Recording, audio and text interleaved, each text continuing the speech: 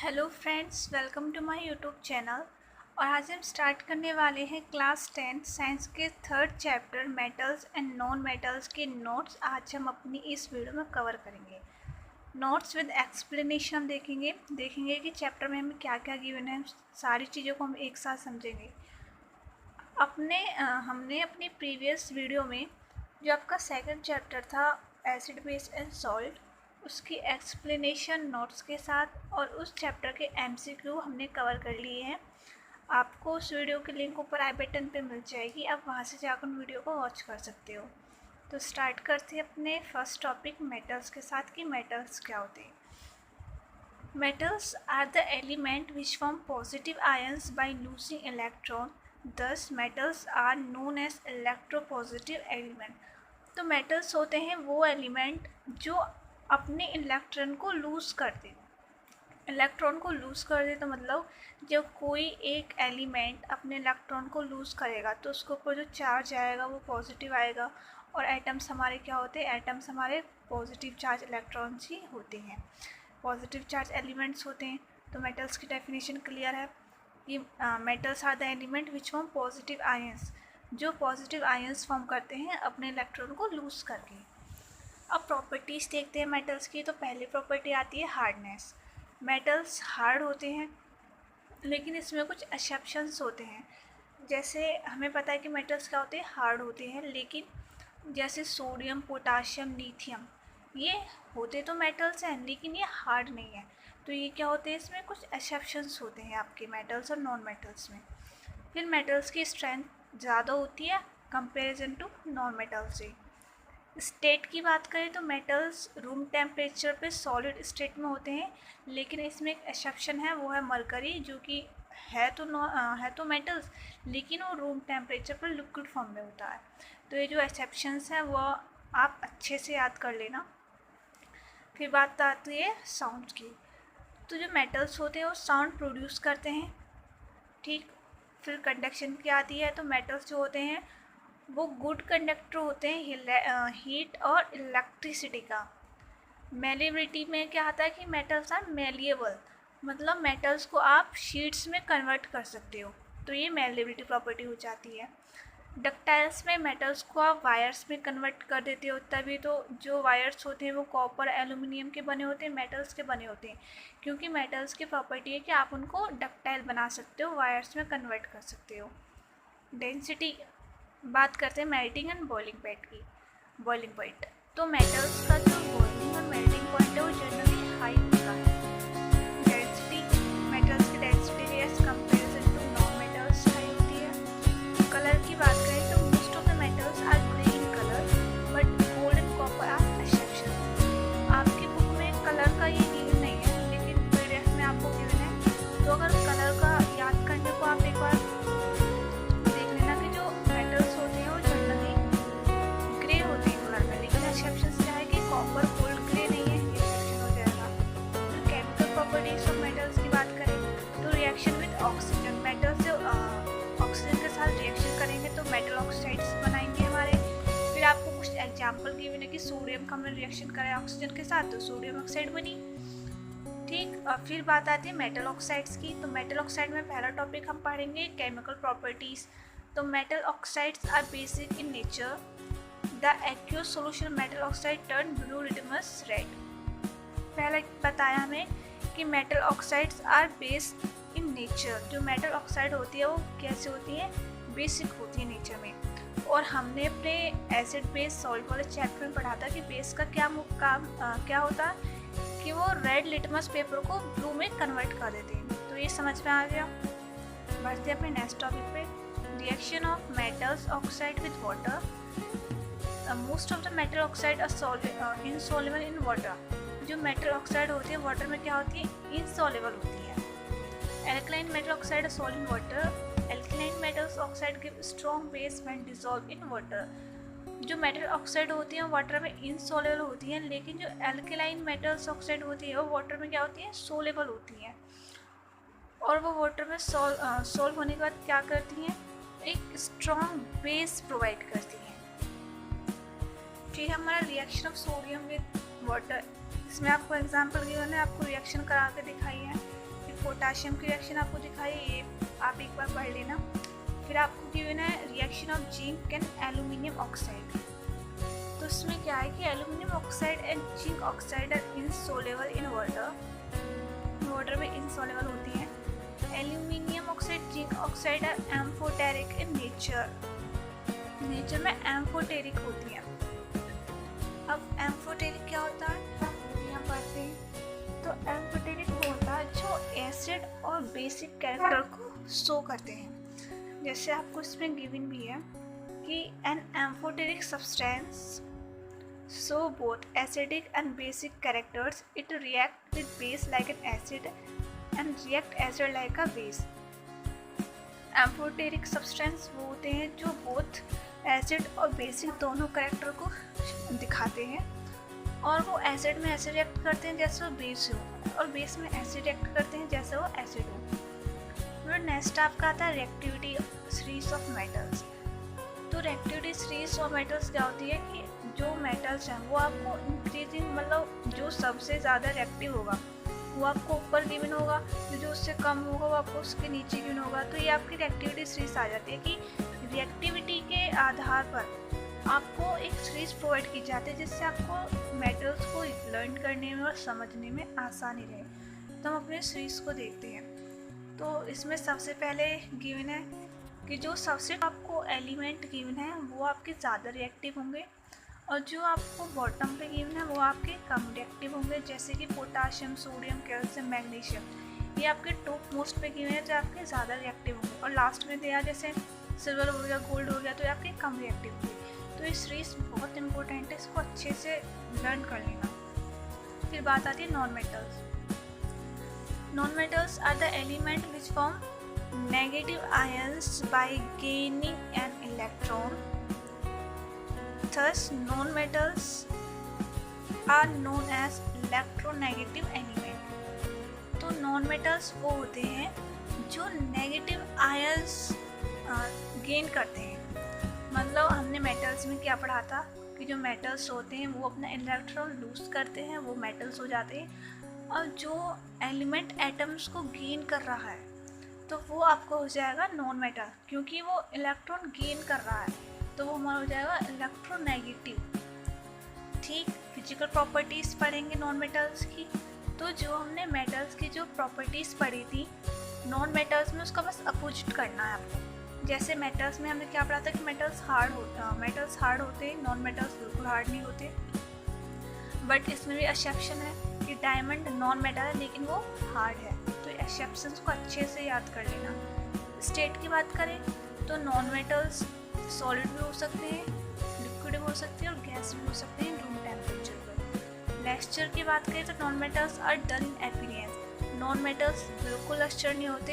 Exceptions given है जैसे diamond और आयोडीन जो है तो नॉन मेटल लेकिन ये लस्टर होते हैं। सोनोरिटी की बात करें तो मेटल्स आर नॉट सोनोरियस, मतलब मेटल्स साउंड प्रोड्यूस नहीं करते। कंडक्शन की बात करें तो मेटल्स हीट और इलेक्ट्रिसिटी के गुड कंडक्टर भी नहीं होते। मेलेबिलिटी और डक्टिलिटी भी नहीं होती मेटल्स में। मेल्टिंग एंड बॉइलिंग पॉइंट भी लो होता है, डेंसिटी भी लो होती है, और कलर नॉन मेटल्स काफ़ी कलर में पाए जाते, देखे जाते हैं। फिर आपको एक्सेप्शंस गिवन है जैसे carbon in the form of graphite is a non metal which conduct electricity.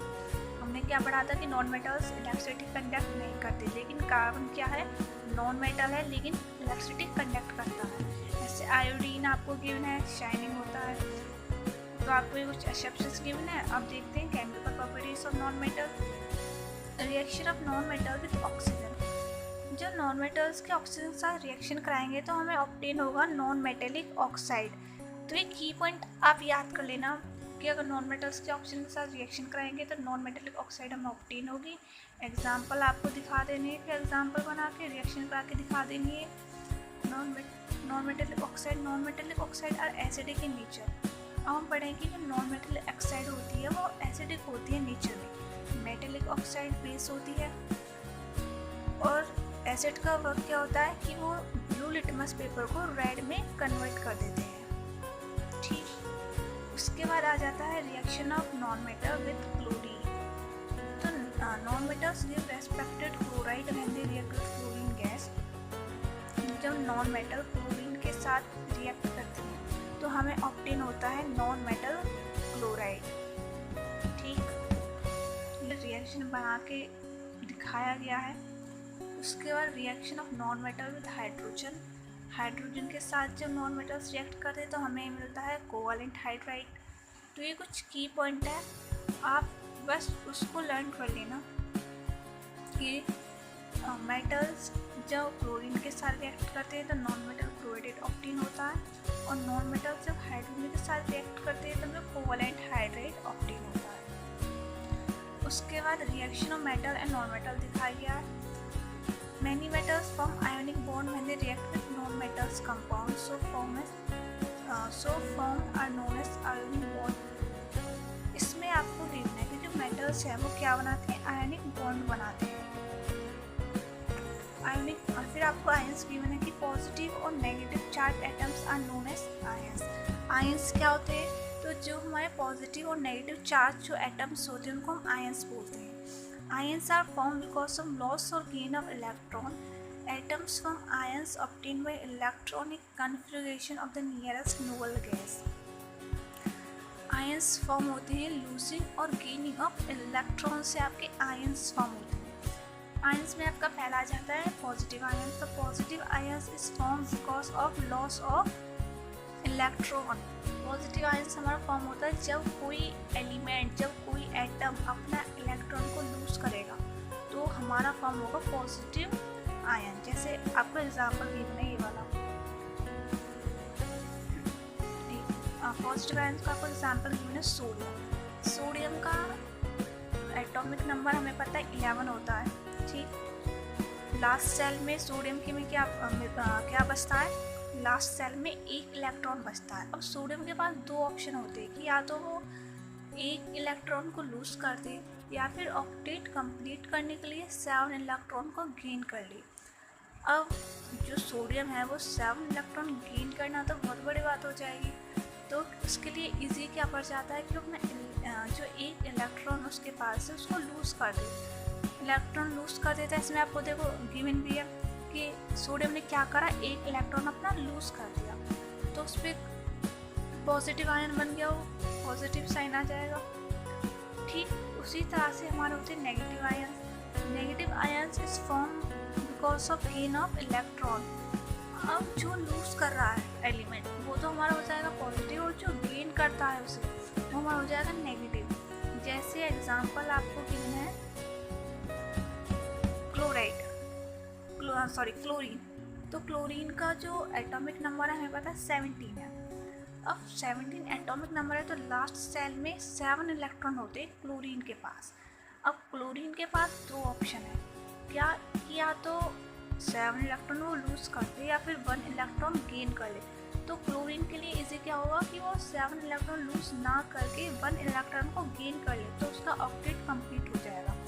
तो वही आपको इसमें शो कराया गया है कि क्लोरीन क्या करता है, एक इलेक्ट्रॉन गेन कर लेता और वो क्या हो जाता है, नेगेटिव आयंस उसके पास आ जाता है। तो क्लोरीन हमारा नेगेटिव आयन हो जाता है क्योंकि उसने गेन किया है।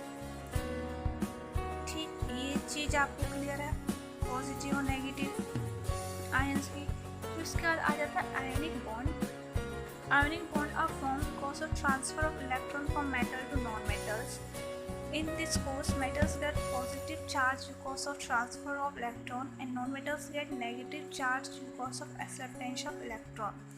तो आयनिक बॉन्ड जो फॉर्म होते हैं वो ट्रांसफ़र ऑफ इलेक्ट्रॉन से फॉर्म होते हैं।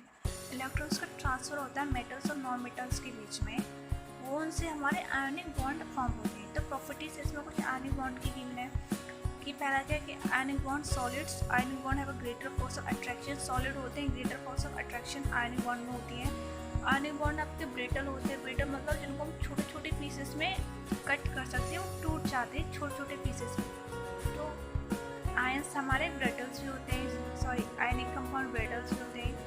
फिर उनका मेल्टिंग पॉइंट हाई होता है, बॉइलिंग पॉइंट हाई होता है, ईजिली डिजॉल्व हो जाते हैं वाटर में। और उसके बाद ionic compound do not conduct electricity. Solid state में आयनिक कंपाउंड इलेक्ट्रिसिटी कंडक्ट नहीं करते हैं, लेकिन मोल्टन स्टेट में जो हमारे आयनिक कंपाउंड हैं वो इलेक्ट्रिसिटी कंडक्ट कर लेते हैं। नेक्स्ट आपका आ जाता है occurrence of extension of metal, source of metal. Metals occur in earth crust and in sea water in the form of ores. Earth crust is the major source of metal. Sea water contains many salts such as sodium chloride, magnesium chloride, etc. हमें पता है कि जो metals होते हैं वो हमें generally कहाँ से मिलते हैं, अर्थ के क्रस्ट में से मिलते हैं, ठीक। उसके बाद मिनरल्स क्या होते हैं, minerals are natural occurring substance which have a uniform composition. Minerals क्या होते हैं, नेचुरल अकरिंग सब्सटेंस होते हैं जो हमें अर्थ से ही मिलते हैं, यूनिफॉर्म कंपोजिशन उनकी होती है। ओर्स आ जाता है कि the minerals from which a metal can be profitably extracted are called ores. The minerals from which a metal can be profitable extracted are called ores. Ores क्या होते हैं, वो मिनरल्स, वो मेटल जिनसे हम मेटल्स को ईजिली एक्सट्रैक्ट कर सकें, वो हमारे आ जाते हैं ओर्स। ओर्स भी हमारे यहाँ की अर्थ से हमें सारे ऑब्टेन होते हैं, मेटल्स ये जो होते हैं डायमंड कॉपर सारे में अर्थ से ही ऑब्टेन होते हैं। देन उसके बाद हम अपना नेक्स्ट टॉपिक देखते हैं। तो इसमें आपको स्टेप्स गिवन है कि the 3 major steps involve in the extraction of metal from the ore.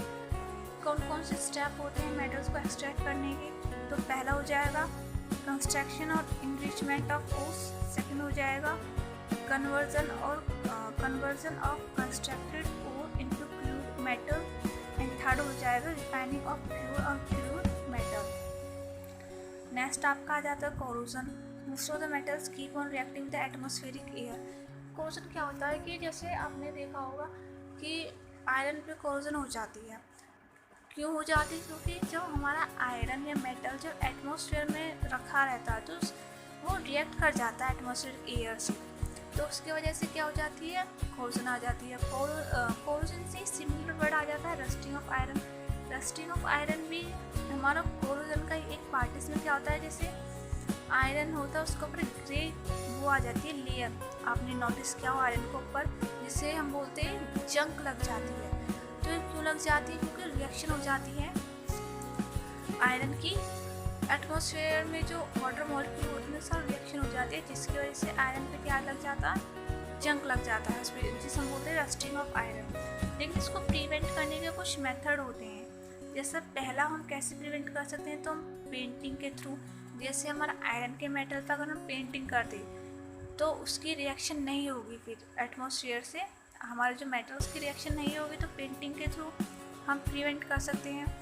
Next हम ग्रीसिंग के थ्रू कर सकते हैं, गैल्वेनाइजेशन के थ्रू कर सकते हैं, इलेक्ट्रोप्लेटिंग एंड एनोइंग। तो ये कुछ मेथड होते हैं जिनके थ्रू हम रस्टिंग ऑफ आयरन को प्रिवेंट कर सकते हैं। फिर हमारा जाता है एलॉय।